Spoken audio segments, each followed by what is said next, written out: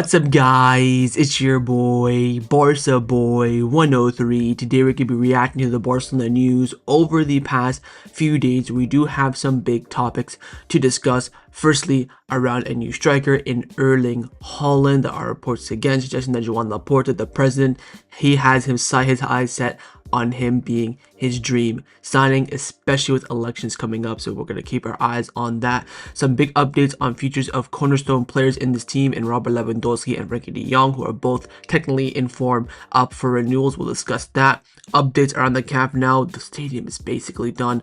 We're just waiting for licensing. And finally, of course, with the El Clasico now a month away, we have now been revealed who the sponsor will be in place of the Spotify logo, and it is yet another huge artist. So before we get into it, make sure you guys smash that like button down below, and let's try and get to 200 likes on this video. It would be very much appreciated. And also, if you are new, make sure you subscribe down below if you haven't already, and let's get into it. Now, before we get into this video is sponsored by Number One Foot. Number One Foot is by far the best replica jersey website on the market, and it's not even close. They have a variety of different items at the absolute best prices. They sent me two kits recently. First one is the retro Barcelona kit, the home kit, which I'm currently wearing right now, and also as well the second kit for that season in the blue edition. Oh my god, like, the stitching is fantastic, the quality is, superb. Feels like I have the actual, original kit for a fraction of the price. And if you use the discount code BOY at checkout, you do get 10% off your order. That's BOY. Use it at checkout, and all orders above $80 as well will receive free shipping. So what are you waiting for? Hit the top link in the description down below and get your new football kits today. Let's start off with the transfer news over the past week or so. Now, for the first time in probably, I would say, a month-ish, we have been linked with a player to be signing for Barcelona, and that player is Erling Haaland. According to Foot 80 Insider, Barcelona have identified Erling Haaland as a long-term replacement for Robert Lewandowski, and this goes inside well with the Robert Lewandowski update that we do have later on in this video.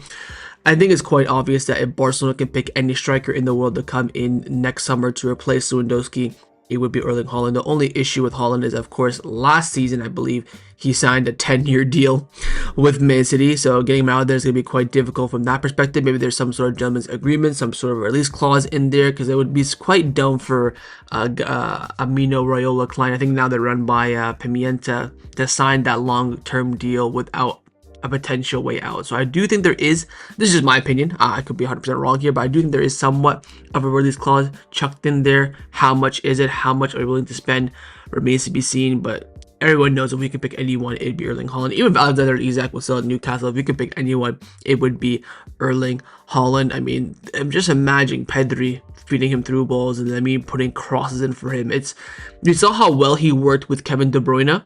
Imagine having two different types of Kevin De Bruyne's in a team, all feeding the one man. It would be sensational, but we'll wait and see. We'll wait and see FFP, salary cap, if we're back in this team or not. That will help us financially as well. Lewandowski's future as well will have implications. Maybe we'll wait another year.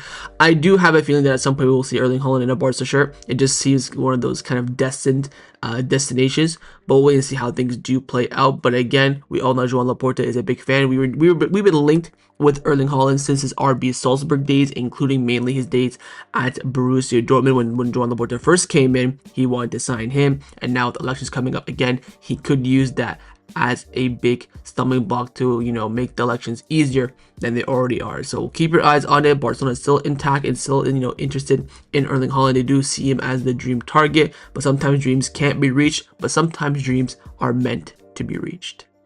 Let's now discuss some contract renewal updates around the first team at Barcelona. The first update we do have is on the contract renewal of the best pivot in the world in Frenkie de Jong. Deco was doing some interviews, and he was speaking with Mundo Deportivo, and he was asked on Frenkie's renewal as he spoke to, the Brazilian outlet that was doing it via Mundo Deportivo, and he said, "We are in conversations. I think we will reach an agreement. He's an important player for us. I think he's happy at Barcelona, and we are also happy with him. So I don't think there will be any problems." Again, right now we know it's just formalities, discussing numbers and lengths of contracts and conditions, with two parties both wanting to continue.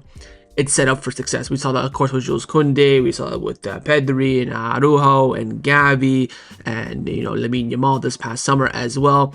It's quite obvious. So with now him removing LA Durst officially as his agent and now appointing sporting lawyers instead, the process should be going more and more smoothly. I would hope it would be done by the end of this year. We should not be entering the new year with him having 6 months left on his contract. Yeah, they get it done before then. He's one of the captains of the team. He's happy. Both his kids were born in Barcelona. I think this has all the roads of Frenkie de Jong continuing. But again, time is of the essence. This must, and I must reiterate one more time, must be done before the new year turns around. The next contract renewal update is on the contract renewal of Robert Lewandowski. Again, we do have an update coming from the mouth of our sporting director, Deco, and he was asked on Lewandowski's situation, and he said it's a different situation. Robert was important, and he still is for us. I also think that given his age and the career he's had so far, he will have to go year by year. There comes a moment in a career where you don't make any long-term plans anymore. I think he is focused on this year, and we are as well. And then we will see. He's a player who depends much more on his own will and how he feels and how he sees things, and we'll see his progress throughout the year. Then we'll talk about it. So with his age and which his current stature is going to be in the season, how did you do? Do you want to stay? Let's talk. It's going to be on that kind of basis. Again, do not forget Lewandowski's contract does expire on June the 30th, 2026. I think there is no option to renew, or maybe the club did use that last season, because there were, of course, renewal talks with him and Inigo Martinez last season. But I agree with the club here, and I agree with Lewandowski's approach. I think it's the correct way to go. Maybe we're gonna, finish the season, see how he does, maybe take a peek at the market, see if there's anything that's, of interest. Ferran Torres saying the other night after being Getafe that he wants to be the main striker for Barcelona, which he has nowhere near the quality to do that on a consistent basis week in, week out. I barely think he's decent enough to be the backup, let alone the starting, in and out striker the whole entire season. But I think options on the market, options internally, Lewandowski's performance and his will are the three main cornerstones to end up reaching some sort of decision. But we will not know this decision until the end of the season when the two parties sit down and discuss. And we'll see how Lewandowski himself feels as well. If we go and win the quadruple, he might want to retire. He might want to leave and end off on a high. If we get close again, maybe he thinks one more year. Again, the World Cup is this year as well, so it's not even a next year World Cup kind of motivation. There's not even the Euros next year as well. So if I was to guess, I would say I think he will leave, even if we win the treble or not. If you win the treble, leave on a high. If you don't, you've done what you can. It's kind of, there's no road where I see Lewandowski continuing post this season. So hopefully the club are keeping maybe a little one eye on the striker market. It was quite a tough market last summer. It'll probably be even a tougher market this summer. So we'll see how things do play out with Lewandowski's future. But his future will be decided by all parties at the end of the season.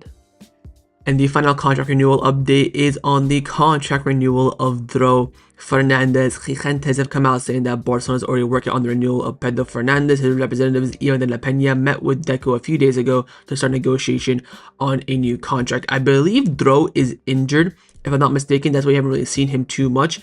Of course, the star of the preseason that's just passed, a renewal is definitely in place, and with his agent being Ivan de la Peña, the same agent as Gavi's agent, and I believe Kubarsi as well. There's someone else that has Ivan de la Peña as their agent, Gavi and someone else. So having him is also, a big bonus for Barcelona. A renewal that I expect to be as easy as you like, just about, again, like Frenkie, formalities and stuff like that. Very bright future ahead of him. Hopefully we can see him around the first team more, maybe in the new year when we have the Copa del Rey and other, intense matches week in, week out coming through. We all know the talent that he has. He showed it in preseason. Now he's just waiting for his big chance during the actual season. So wait and see on Dro's renewal. But again, talks have begun and are expected to reach the conclusion of him signing a new deal.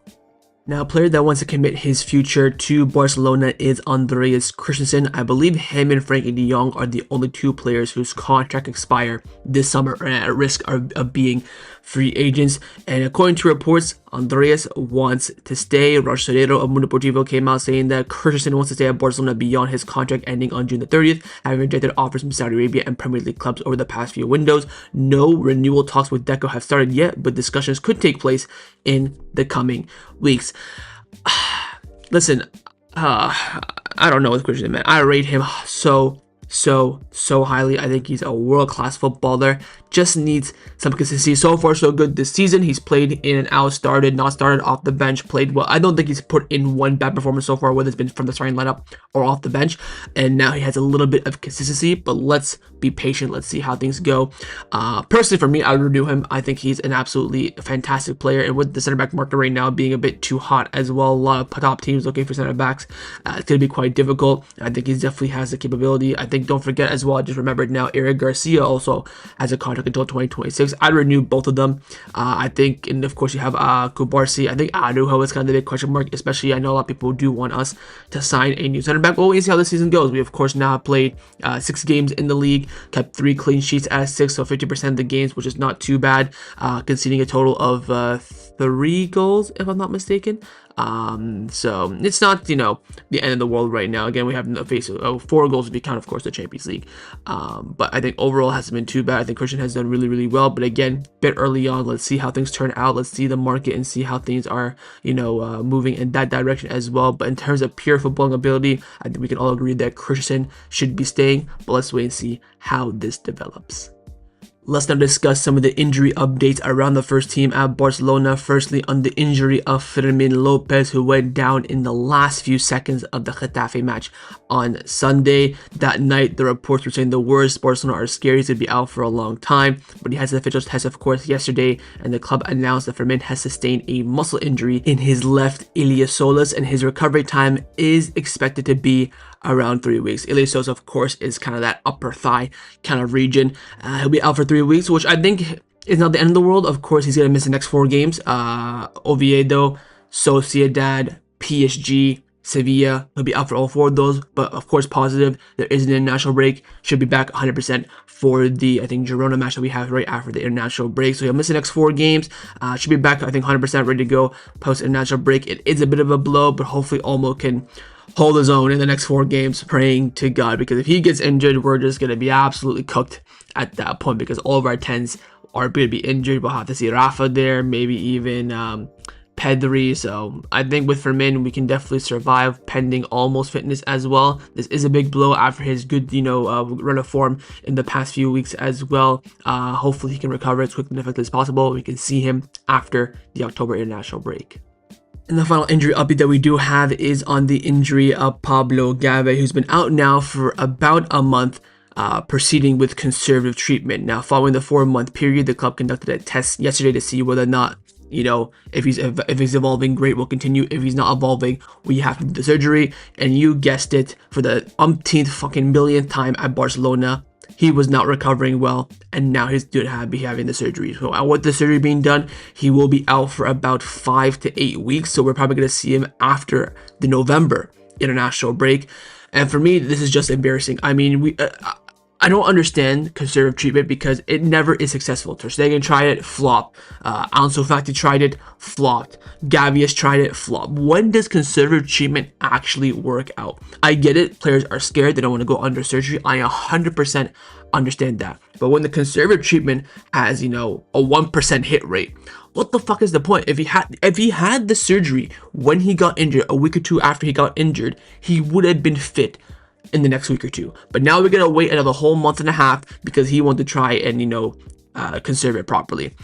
I mean, in the end, it is what it is. Again, another what you have now for Min and Gavi out for the next few weeks. You're lacking numbers in the midfield. You're gonna have to rely on Bernal, who's just come off the back of an ACL. Remember when Gavi had the luxury last season that he didn't have to play that much because we had Casado playing, Frenkie, Pedri, Olmo, Fermin, and now Bernal's going to have to maybe play a bit more than usual because Gavi now is going to be out for quite a considerable amount of time.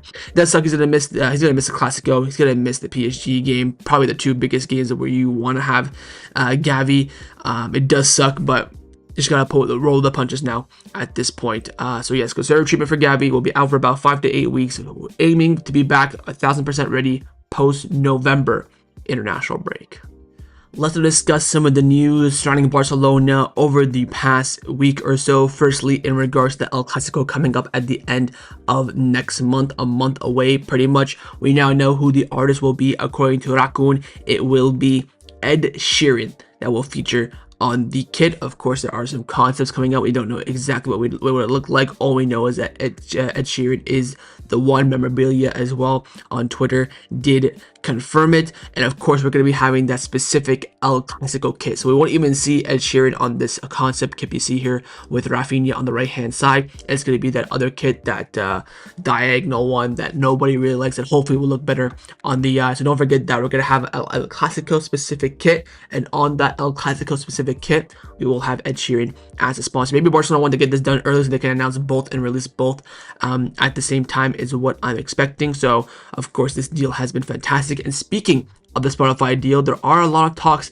about a renewal of the deal in terms of better conditions for Barcelona. Reports are coming out saying that that Spotify have already informed Barcelona of its intention to continue sponsoring the front of the shirt for 4 more seasons, from the 2026-2027 season to the 2029-2030 season. In fact, before July the 1st, the company was required to notify the club if they intend to renew the contract, and they did so. At present, Barcelona and Spotify are already in talks and moving closer to executing the renewal option, which has been in place since 2022. On top of that, according to Carlos Monfron from Sport, Barcelona and Spotify had an internal meeting in Newcastle before the match, when Laporta was present alongside the Spotify marketing manager Mark Hazan and Darren Dean acting as an intermediary. If all goes well, Spotify will remain as a Barcelona shirt sponsor with an improved and useful agreement for both parties. There are still details to be finalized, but the intentions are clear from both parties. Also, the renewal clause ensures that Barcelona's 65 million annually from Spotify for the match shirt alone. In addition, there is a scope to extend the sponsorship to the training kits as well. 10 million for the front there, 5 million on the back, currently held by Congo, and 15 million if Spotify take both positions, compared to the current deal where Spotify pays 57.5 for the shirt and 5 million for the training wear. The renewal reflects a substantial uplift. However, Barcelona believe the shirt market value now exceeds 65 million euro due to the club's improvement sporting project and of course Lamine Yamal's global profile. Even so, the contract stipulates the 65 million figure, with Spotify holding the unilateral option to renew as part of a pre-agreed rate. So there's already a pre-agreed rate for the improvements. Spotify want to hold on to that. Barcelona saying, one second, we've gotten better. We have the best player in the world. You gotta give us some more money. So we'll wait and see what they can come to agree to. I think the Spotify sponsor has been the best I've ever witnessed. I know a lot of people love UNICEF, whatever it may be. Of course, you can say UNICEF, it looks better on the shirt. I don't mind that. But in terms of money, brand, globally, this Spotify deal has been an absolute revelation. And who brought it? Your boy, the greatest president in our history, Joan Laporta. So we'll wait and see how things do turn out. Again, the renewal talks are well advanced. They're on great courses, just like Frenkie and Dro. They're all on the path to reaching an agreement, just now waiting for the final numbers and the final details of that new contract. Now, the next topic that I want to discuss is on this topic of the stadium, our stadium, the Camp Nou. Barcelona have released official clips of the stadium as it looks today, and the video is quite shocking. It's quite shocking in the fact that this fucking stadium is ready for action. It is ready to be played in. It looks absolutely remarkable. It looks fantastic, especially with this being, the kind of the first stage of the stadium.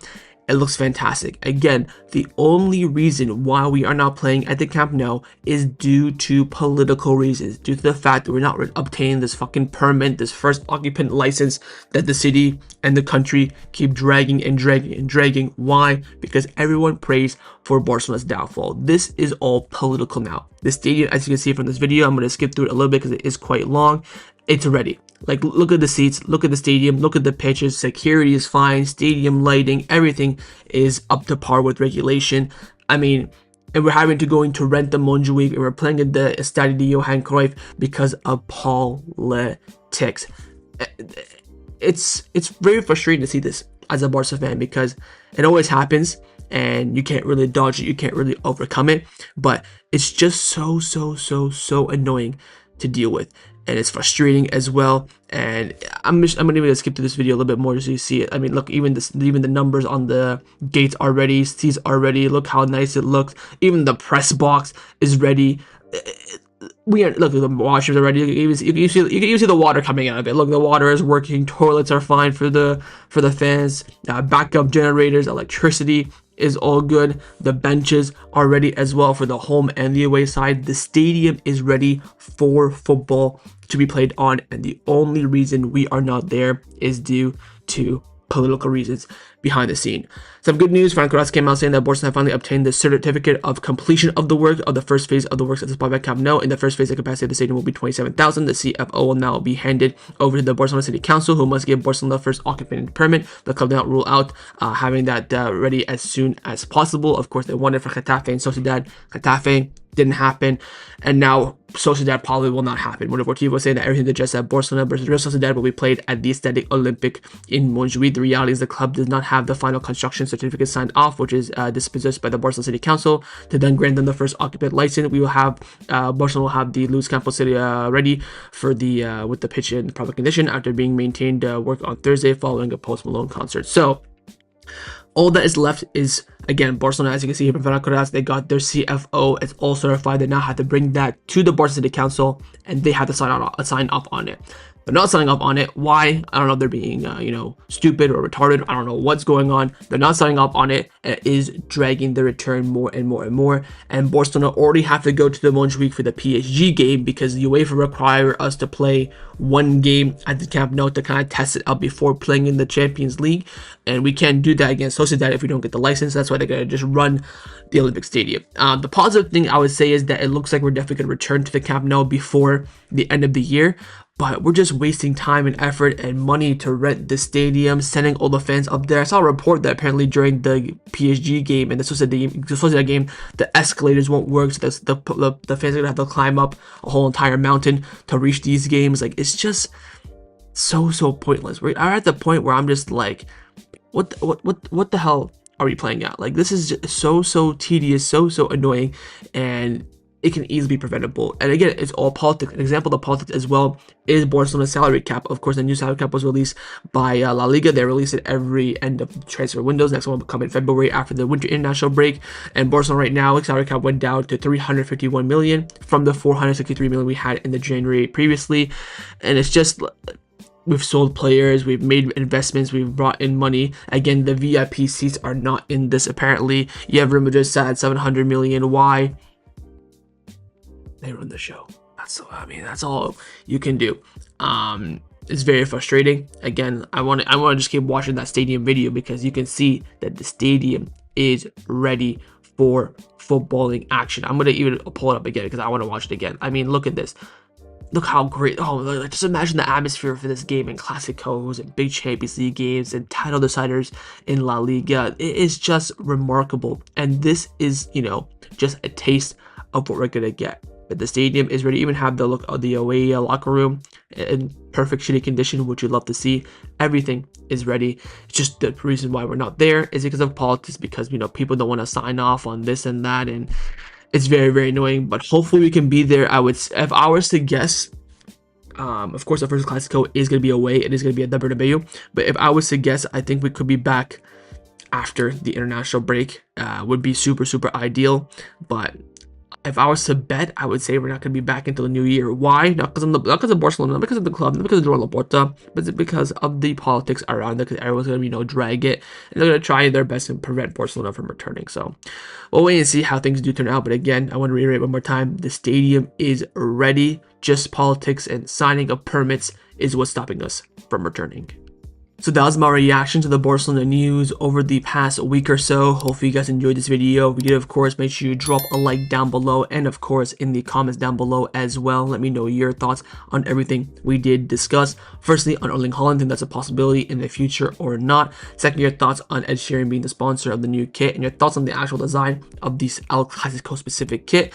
Thirdly, your thoughts on the future of Frenkie and Lua. And finally, on the Camp Nou, let me know in the comments below, when do you think we will return to the Spotify Camp Nou? And of course, make sure you guys subscribe down below if you haven't already, and I'll see you guys next time on the channel. Take care, and Forza Barca.